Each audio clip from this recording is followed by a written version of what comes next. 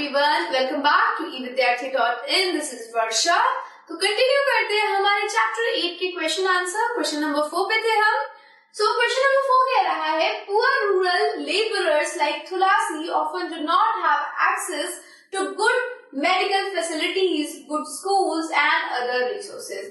हमारे जो rural areas में जो लेबरर्स है जैसे कि तुलसी है, उनको कई बार अच्छी मेडिकल फैसिलिटीज नहीं मिलती है, अच्छे स्कूल्स नहीं मिलते हैं और बाकी के रिसोर्सेज नहीं मिल पाते हैं. You have read about inequality in first unit of this text. और इसी जो हमारी बुक है उसी के अंदर हमने पहले यूनिट में पढ़ा था जब हमने डाइवर्सिटी और डिस्क्रिमिनेशन की बात करी थी. तो हमने बात करी थी कि इनइक्वालिटी हमारी सोसाइटी के अंदर है. So the difference between her and Ramalingam is one of equality. तो वहां से तो हमने ये इन्फो कर दिया था, ये हमें पता चल गया था कि तुलसी और रामलिंगम के बीच में जो डिफरेंस है वो इनइक्वालिटी का केस है.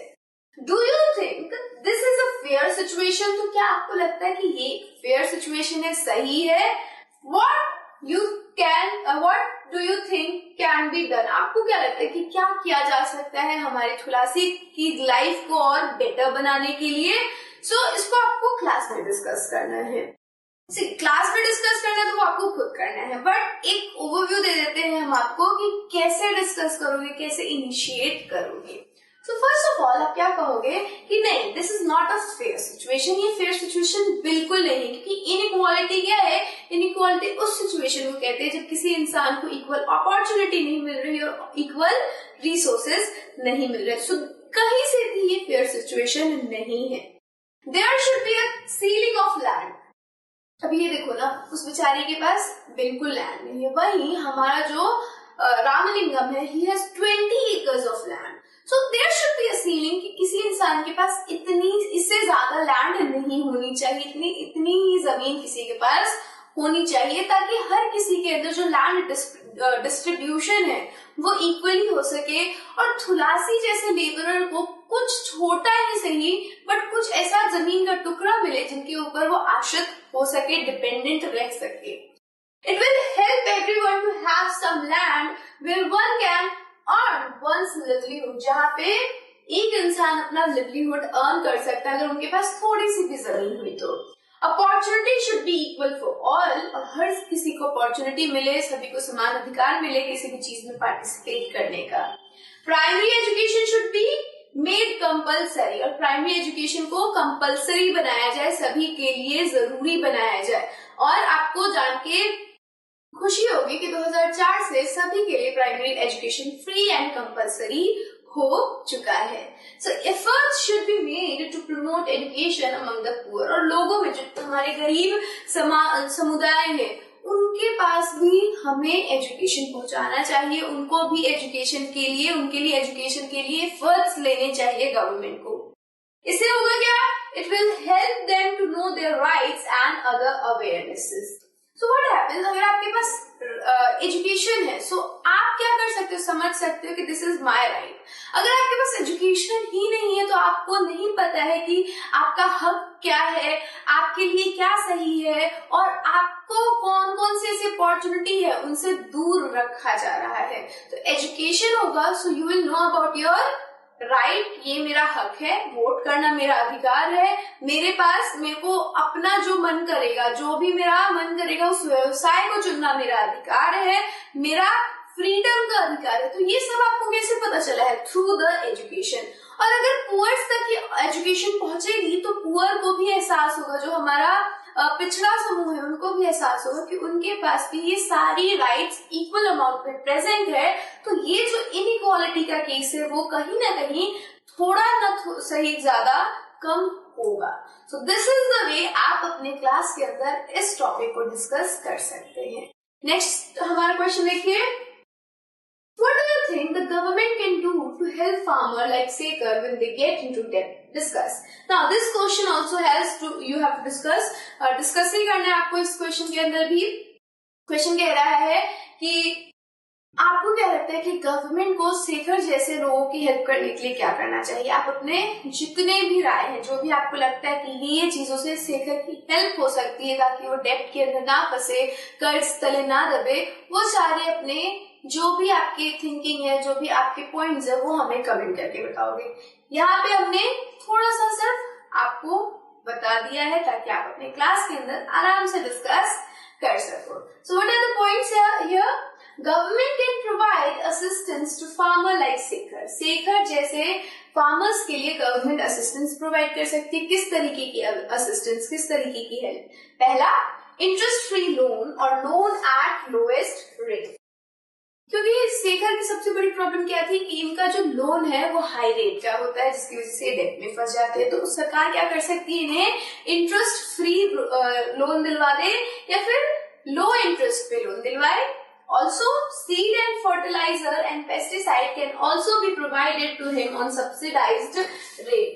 यानी कि सब्सिडी दिलवाई जाए उसे सीड के ऊपर, फर्टिलाइजर के ऊपर और पेस्टिसाइड के ऊपर। सब्सिडी का मतलब होता है कि आपने किसी प्राइस के ऊपर कोई भी चीज खरीदी, फॉर इंस्टेंस 50 रुपीज का आपका टॉफी है, ओके। आप गए, आपने 50 रुपीज पे किए दुकानदार को और आप घर आए। आप अब क्या करोगे? अपने मम्मी पापा को बताओगे कि मैंने 50 रुपीज का ये सामान खरीदा है।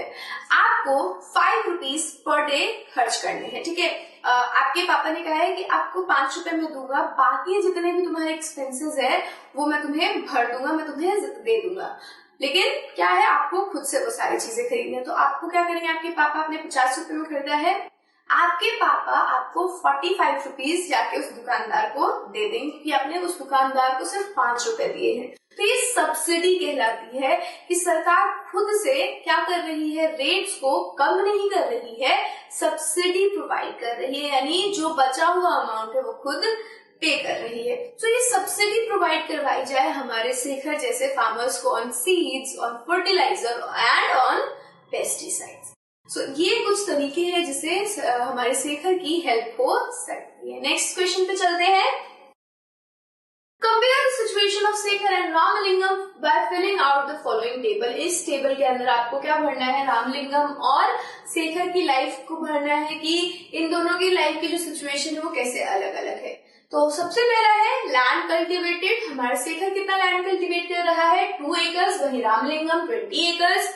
Land required, sorry labour required. तो लेबर रिक्वायर्ड में क्या होता है कि लेबर, कितने लेबर्स की जरूरत होती है, क्या ये लेबर्स हायर कर रहे हैं या नहीं कर रहे हैं, तो ये सारी चीजें पूछ रहा है। शेखर को कोई भी जरूरत नहीं होती है लेबर हायर करने की, वहीं पे हमारा रामलिंगम लेबर्स हायर करता है। क्या उन्हें लोन चाहिए? किस लिए चाहिए? He required loan for seed, fertilizer and pesticide. इन कामों के लिए हमारे शेखर को लोन की जरूरत है। वहीं हमारा जो रामलिंगम है उसे लोन मिलता है, बट वो कहाँ से लेता है? From bank for establish a mill, mill को एस्टैब्लिश करने के लिए। He required loans for seed, fertilizer, pesticide and from local, यहाँ पे लिखती हूँ, ठीक है, यहाँ पे लिख रही हूँ, फ्रॉम लोकल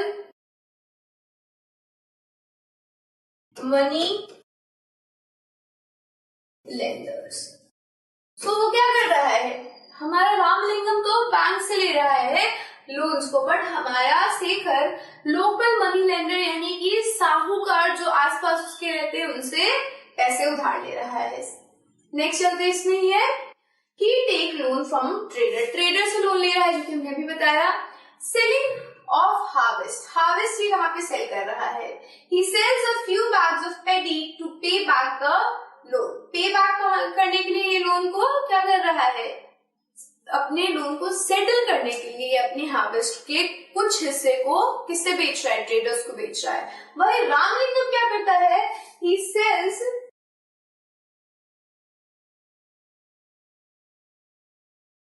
हिज हार्वेस्ट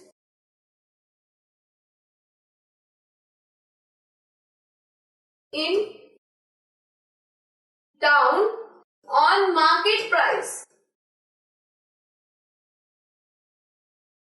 शहर में जाके ये अपना हार्वेस्ट बेचता है, अपने क्रॉप को बेचता है, और किस रेट पे बेचता है? On market price, okay. Next देखो, other work done by them. अब ये और क्या क्या काम करते हैं शेखर? सबसे पहले तो उसके पास एक हाइब्रिड काउ है जिसके दूध को वो बेचता है, सेल इन द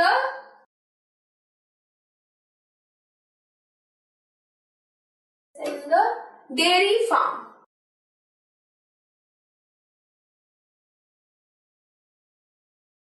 ठीक है, ये क्या कर रहा है, डेयरी फार्म में बेचता है अपने दूध को। वहीं हमारा जो रामलिंगम है, ये owns a rice mill and a shop selling seed pesticide etcetera. तो हमारे दोनों के पास ही कुछ ऐसे साधन है जिनके थ्रू हमारे दोनों ही शेखर और रामलिंगम एक्स्ट्रा मनी कमाते हैं।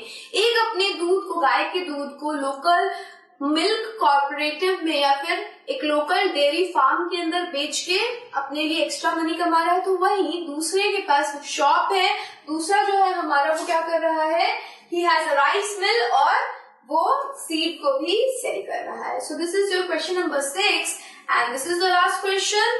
विद दिस हमारा ये चैप्टर खत्म हो जा रहा है।